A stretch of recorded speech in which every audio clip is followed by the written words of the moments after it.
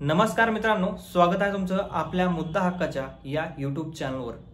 मित्रांनो, वाल्मिक कराड संदर्भामध्ये आज संतोष देशमुख हत्या प्रकरणाची महत्त्वाची सुनावणी पार पडली आणि या सुनावणीमध्ये मोठमोठे मुद्दे हे समोर आणण्यात आले। उज्ज्वल निकम असतील किंवा त्यांच्या अपोजिट मधले जे काही वाल्मिक कराड यांचे वकील किंवा आरोपींचे वकील, या सगळ्या गोष्टींनी आज कोर्ट एकदम हादरून गेलेलं होतं।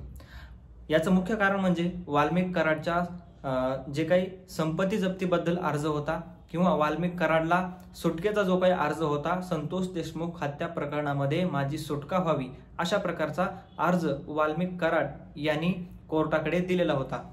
मात्र या कोर्टाच्या सगळ्या या गोष्टीवर आज सुनावणी पार पडलेली आहे आणि या सगळ्या गोष्टीवर सुनावणी पार पडून कोर्टानं नेमकं कोर्टात आज झालं काय आहे, कोर्टानं या सगळ्या गोष्टीवर आपलं म्हणणं काय सांगितलं आहे, हेच तुम्हाला मी आजच्या या व्हिडिओमध्ये थोडक्यात समजावून सांगण्याचा प्रयत्न करणार आहे। नमस्कार, मी रणजित।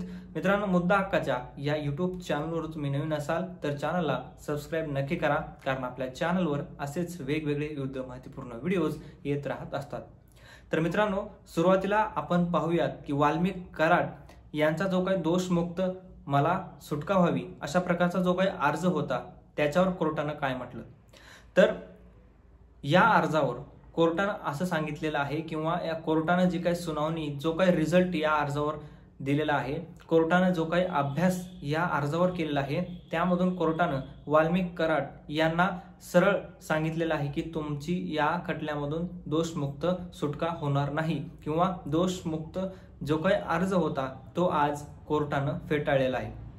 आणि यामध्ये आता महत्त्वाचं म्हणजे फास्ट ट्रॅकवर असताना सुद्धा वेळ लागतोय अशा प्रकारची लोकांची एक इच्छा आहे किंवा भावना त्यांची दिसत आहे की फास्ट ट्रॅकवर असताना सुद्धा ह्या प्रकरणाला एवढा मोठा वेळ का लागतोय। तर याचं मुख्य कारण म्हणजे हेच आहे की वाल्मिक कराड यांनी जे काही अर्ज दिला होता दोषमुक्त व्हावा म्हणून, तसेच अर्ज आता विष्णू चाटे असतील किंवा इतर जे काही आरोपी आहे, सुदर्शन घुले वगैरे, हे सगळे आरोपी आता दोषमुक्त व्हावी म्हणून एक एक करून अर्ज देत आहेत। आणि यावर आता उज्ज्वल निकम यांनी हरकत घेतलेली आहे।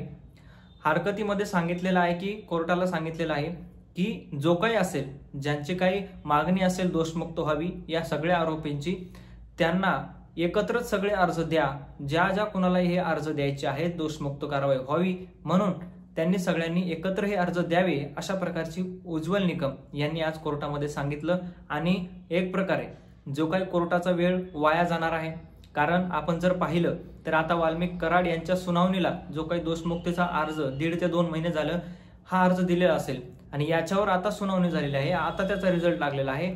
आणि आता जर एक एक करून अशाच आरोपी जर दोषमुक्तीचा अर्ज हे कोर्टाकडे द्यायला लागले, आपला जो काही या प्रकरणामधील सुटका व्हावी म्हणून प्रत्येक जण समोर यायला लागलं तर नक्कीच कोर्टाचा वेळ वाया जाणार आहे। त्यामुळे उज्ज्वल निकमांनी सांगितल्याप्रमाणे आता सगळेच एकत्र अर्ज देतील, जर द्यायचे असतील किंवा ज्या ज्या कोणाला हे अर्ज द्यायचे आहेत आणि ज्या ज्या कोणाला वाटतं की आपण संतोष देशमुख हत्या प्रकरणामध्ये आपली सुटका होऊ शकते, हे सगळे आरोपी आता अर्ज देणार आहेत आणि यानंतर एकत्रच सुनावणी 4 जुलैला पार पडणार आहे अशा प्रकारची माहिती आहे।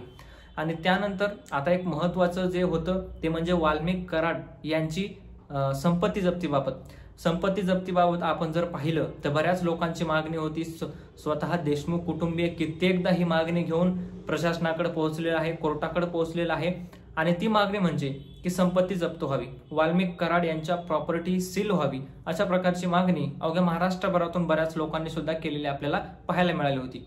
आणि याच आता सुनावणीवर कोर्टाने हा निकाल जो आहे तो निकाल राखून ठेवलेला आहे। म्हणजे याची जी काही अभ्यास अजून सुद्धा कोर्टाचा करायचा राहिलेला दिसून येत आहे आणि शेवटी आता कोर्टानं सांगितलेलं आहे की आम्ही हे जे काही सुनावणी पार पडणार आहे ती 4 जुलैला पार पडेल। आता सध्या आम्ही तात्पुरता हा जो काही अर्ज आहे संपत्तीबाबतचा, तो संपत्तीबाबतचा अर्ज आम्ही राखून ठेवतोय आणि कुठंतरी या सगळ्या गोष्टीमधून हे सगळ्या गोष्टी जर आपण पाहिलं तर वाल्मिक कराड संदर्भामधल्या 4 जुलैला आता संपत्ती सील करण्याबाबत जो काही निर्णय येईल त्या निर्णयावरून समजेल की महाराष्ट्रामध्ये खरंच आता वाल्मिक कराडची संपत्ती जप्त झाली का नाही झाली।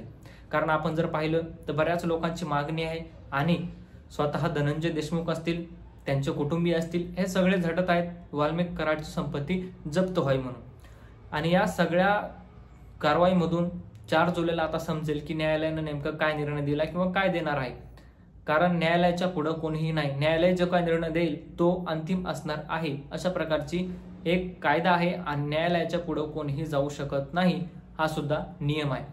मित्रांनो, आता या सुनावणीबद्दल तुमचं मत काय आणि वाल्मिक कराडच्या आजच्या या सुनावणीबद्दल, वाल्मिक कराडची जी काही निर्दोष मुक्तता व्हावी जो काही अर्ज दिलेला होता त्यामधून त्यांची सुटका झालेली आहे किंवा त्यामधून त्यांना सांगितलेलं आहे की तुमची निर्दोष मुक्तता होणार नाही आहे, तुम्हाला काय वाटते या सगळ्या प्रकरणावर कमेंटमध्ये नक्की सांगा. भेटूयात नवीन व्हिडिओमध्ये, तोपर्यंत धन्यवाद.